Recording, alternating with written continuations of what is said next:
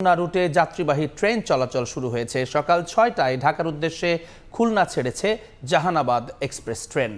এর আগে ট্রেনে ওঠার সময় যাত্রীদের ফুল দিয়ে শুভেচ্ছা জানান রেলওয়ের মহাপরিচালক। ট্রেনটি কমলাপুর স্টেশনে ৪.৫ ঘন্টায় পৌঁছানোর কথা। প্রথম ট্রেনে যাত্রা করতে পেরে উচ্ছ্বসিত দক্ষিণাঞ্চলের যাত্রীরা। তারা বলছেন, এর মধ্য দিয়ে দীর্ঘদিনের অপেক্ষার অবসান হলো।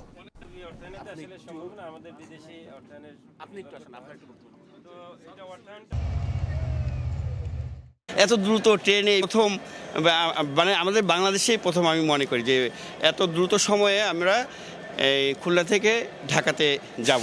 ভীষণ এক্সাইটিং নিঃসন্দেহে, তবে প্রত্যাশা থাকবে যে সব ধরনের সিকিউরিটি যেন এনশিওর করা যায়। 3 ঘন্টা অথবা 4 ঘন্টার ভিতরে যে ঢাকায় যাব, এটা আমাদের দক্ষিণবঙ্গের মানুষের জন্য বিশাল বড় একটা পাওয়া। এটা আমরা আসলে কল্পনাও করিনি যে আমরা এত ভালো একটা সুবিধা পাবো। এ নিয়ে আরও জানাতে জাহানাবাদ এক্সপ্রেস ট্রেন থেকে যোগ দিচ্ছেন রিপোর্টার আব্দুল্লাহ আল মামুন রুবেল। সরাসরি যাচ্ছি তার কাছে। রুবেল, দিন সকাল ৬টায় খুলনা থেকে পদ্মা রেল লিঙ্কের যে নতুন রুট, অর্থাৎ পুরো রেল লিঙ্কের নতুন রেলপথে কিন্তু আনুষ্ঠানিকভাবে রেলের যাত্রা শুরু হয়েছে।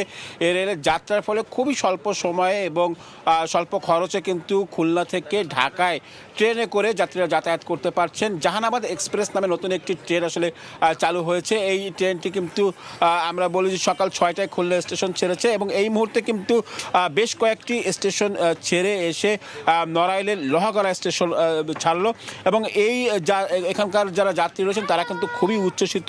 বিশেষ করে আমি এই মুহূর্তে যে জায়গাটিতে রয়েছি নড়াইলে কিন্তু প্রথমবারের মতো কোনো রেল স্টেশন হলো এবং নড়াইলের মানুষ প্রথমবারের মতো ট্রেনে ওঠার তাদের যে স্বপ্ন, সেই স্বপ্ন পূরণ হলো। এখান থেকে আজকে আমরা দেখেছি নড়াইল স্টেশন এবং নড়াইলের লোহাগড়া স্টেশনে যাত্রী যে সাধারণ যেমন ছিল তেমনি সাধারণ মানুষও কিন্তু উচ্ছ্বসিত ছিল। তারা আসলে রেল স্টেশনে এসেছিলেন।